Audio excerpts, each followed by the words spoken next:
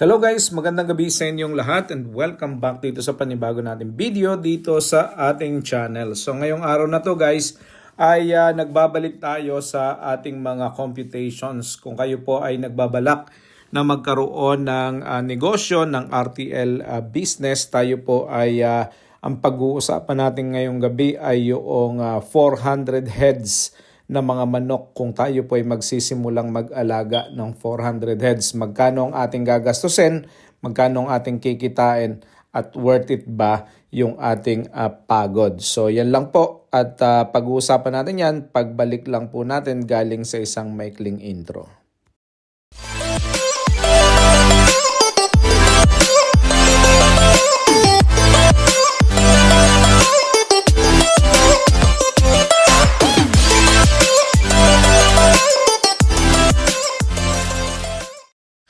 Okay guys, yan, maraming salamat. Welcome back dito sa ating panibagong video. Thank you for tuning in. Ayan, ito pa rin po ang inyong kamangyan. Anthony Melendres ang inyong pong host ngayong gabing ito sa ating mga pag-uusapan. Ayan, so kayo ba ay katulad ko na excited sa pag-aalaga ng ating mga RTL chicken. So masarap mamulot ng itlog. Ayan. So at gusto nyong simulan ang negosyong ito at ang budget nyo lang ay pang 400 heads. Magkano ang inyong gagastusin, magkano ang inyong kikitain, at lang ang lahat ng yan po ay pag-uusapan natin dito sa ating panibagong video ito. Guys, kung hindi ka pa nakasubscribe sa ating channel, please subscribe, no? Na sa ganun ay palagi kayong updated dito sa ating mga video at pakiclick na rin yung notification button at nasa ganun ay ma-notify po kayo sa susunod nating upload. Ayan. So guys, di na natin to papatagalin at pag-usapan na natin to, no. So pagkatapos po ng mga napakaraming mga problema sa pagbababuyan, ang mga dating nagbababoy ngayon po ay nag-RTL na, no. So marami ang nag-aalaga ng manok at kasi hindi pa makapag-alaga ng baboy ngayon. So ngayon ay marami ang excited at nakikita nila na profitable ang ganitong klaseng business, no. So ako man po ay excited at I dived in straight into layer business kasi nakita ko yung potential nito sa market at nakita ko din ang kagandahan ng negosyong ito. So kayo po, kung kayo ay nagninegosyo, gusto nyo ding magnegosyo at naghihintay pa kayo kung pwede kayo mag-alaga ng mga baboy, ito yung magandang alternative. So pag-usapan natin guys, 400 heads, magkano gastos. Pag-usapan natin guys, magkano ang kita at ito ba ay worth ng inyong effort, ng inyong pagod, ng inyong time. Ayan. So 400 guys, ang ating unang kailangan gastusin dyan guys is syempre yung ating building. Kung kayo naman ay may building na, hindi nyo na kailangan gastusan yan. Kung may luma kayong mga piggery na pwede nyo paglagyan ng inyong RTL chicken, di nyo na kailangan gumastos. Pero kung wala pa, ang inyong pong gagastusin dyan is 100 pesos per chicken. So 400 heads times 140, papatak po yan ng 56,000 pesos sa inyo pong mga building na gagawin. So yan po ay basic at saka po estimated computation lang. Pwedeng mas mababa kung mas murang materials ang gagamitin at kayo na ang gagawa. Pwedeng mas mataas kung mas magandang klase ng materials ang inyong gagamitin, kung mga metal paring at kung ano-ano pa na mga steel trusses ang inyong gagamitin, sementado ilalim. So mas mahal yan pagka ganyan ang klase ng inyong ipapagawa. Pero yung basic 56,000 estimated sa inyong mga building.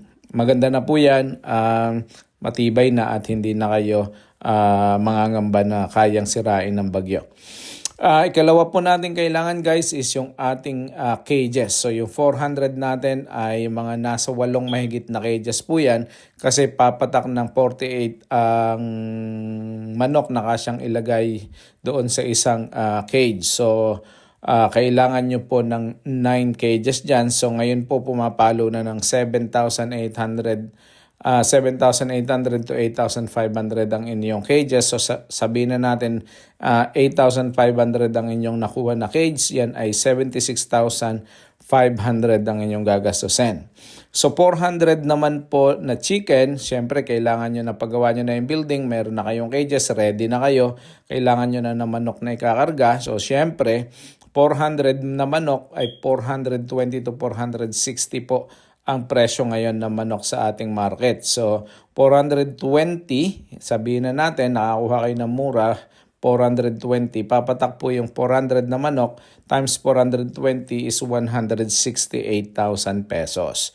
Ngayon, ang atin pong ipapakain dito. So, syempre, ang inyo pong manok ay dadating sa inyo ng 16 weeks, hindi pa po yan nangingitlog. Aalagaan nyo pa po yan ng 4 na linggo bago po yan magsimulang mag-drop ng egg. No? So, kailangan nyo pong pakainin sa loob ng 1 buwan na kailangan may budget kayo diyan sa 4 weeks na yan. So, kasi pagkatapos po ng 4 weeks, pwede nang yung kinikita nyo sa itlog, yun na pwede nyo ipambili ng inyong mga feeds at saka pang-supplement ninyo sa inyong mga gastusin. So, 27 po ang sako na kayang kainin ng atin pong 400 heads. So, yung 400 heads po natin, kakain po yan ng 110 grams every day. So, i-times mo po yan sa 400 ay papatak po ng mga nasa 27 sacks yan per month ang inyo pong mapapakain. So, 27 times 1,470, papatak yan ng 39,690 na feeds. Tapos magpapakain po kayo magpapainom kayo ng vitamins, more or less mga nasa around 500 pesos magagastos nyo every month.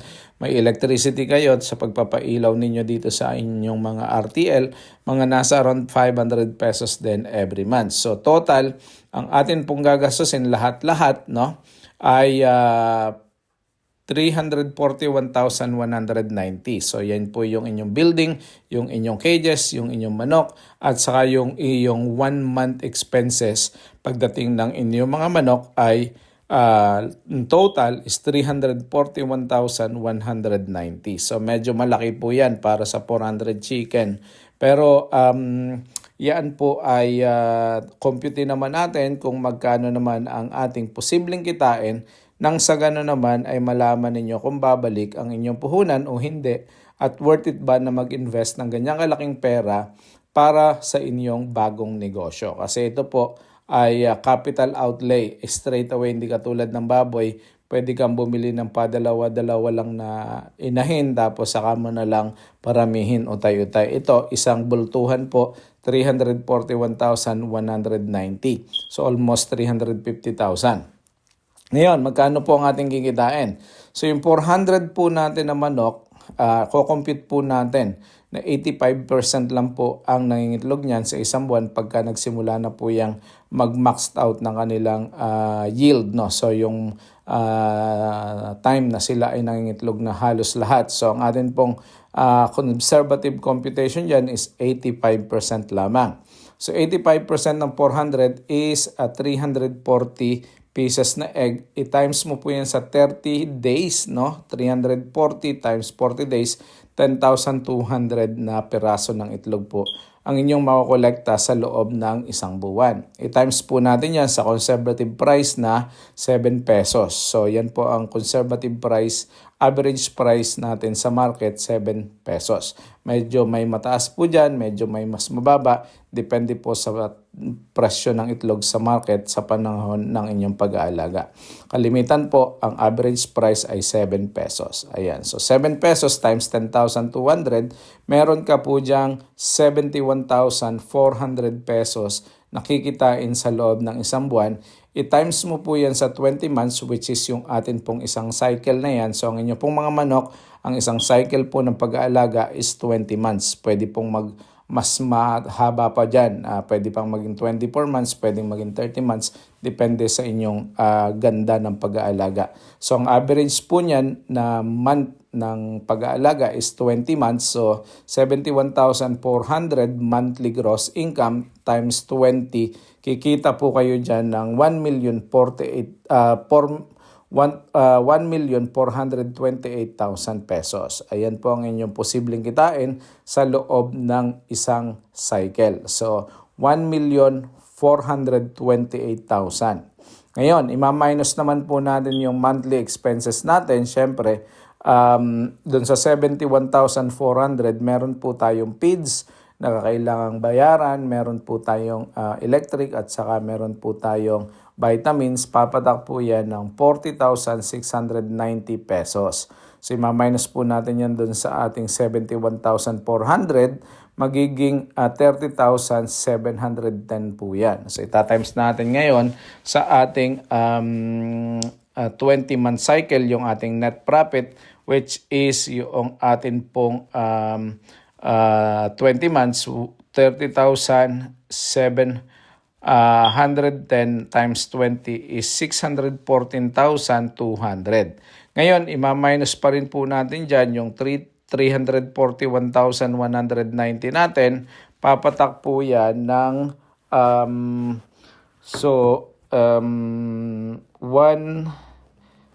0, 1, 0, 3, 11, bali 7. Ang magiging net income po natin dyan is 273,000 pesos. No? Almost 300,000 po ang ating pwedeng kitain sa loob ng ating isang cycle. So, tingnan ulit po natin. So, 614,000 time 200 minus 341,200. Yung 341,200 po yung initial capital natin. Kikita po tayo ng 273,000. Ayan. So, yan po ang ating net income. Okay. So, ngayon, yung 400 po natin, pagkatapos ng isang cycle, ay pwede nating ikal. So, meron po tayong 10% diyan na mawawala sa mortality, which is yung 40. No? So, magkakaroon po tayo ng 316 na tira na manok sa atin pong entire cycle. Tatimes po natin sa 120. So, yan po ay 43,200. So may ipa-plus po natin dyan yung 273 natin na iwan yung net profit natin. So magkakaroon po tayo ng 316,200 pesos na net profit. So yon. Guys hindi pa natin sinasama dito yung benta sa ipot at saka yung benta sa sako ng PIDS. 10 pesos po ang isa niyan. Anyway, so 316,200, it's not bad income for 20 months, 1 year and 8 months. No? So hindi na masama. Ulitin natin, so ang ating gasto sa 400 heads ay ang 341,190. Ang ating total income is 614,200 pesos. No? Sa isang cycle, ima-minus natin dyan yung ating initial capital na 341,190. May iwanan tayo ng 273,000. Tapos, idadagdag pa natin dyan yung 43,200 na call price natin, yung pinagbentahan natin sa call natin na manok. Magkakaroon tayo ng 316,200. So, yung iyong 341,000 plus yung iyong 316, meron kang 341,190 plus yung 316,200 mo, meron kang 657,390. So, tumubo yung iyong kapital ng almost exactly the same, almost kalahati sa loob ng 20 months. So, sa ganyang klase ng pagninegosyo, hindi yan basta yung 341 mo sa 20 months, hindi kikita sa bangko yan guys ng ganong kalaki. So, kaya lang syempre meron tayong risk dito sa pagninegosyo na to. Pero pag maayos ang ating pag-aalaga, maayos ang ating pagtrato sa ating mga alaga, tayo ay bibigyan ng magandang yield niyan. Posible na mas mataas pa dyan ang ating kitain. So yun guys, maraming salamat. Kung kayo ay nakarating sa dulo ng video na to, ay nakikiusap ako, paki-subscribe nyo rin naman ang channel natin, suportahan nyo ako. Salamat sa inyong suporta, malaking bagay na kayo po ay mag-subscribe. At the same time ay malaking bagay din po na malaman na kayo ay nakasubaybay sa ating channel. Ayan, maraming salamat. God bless and see you all sa susunod na video.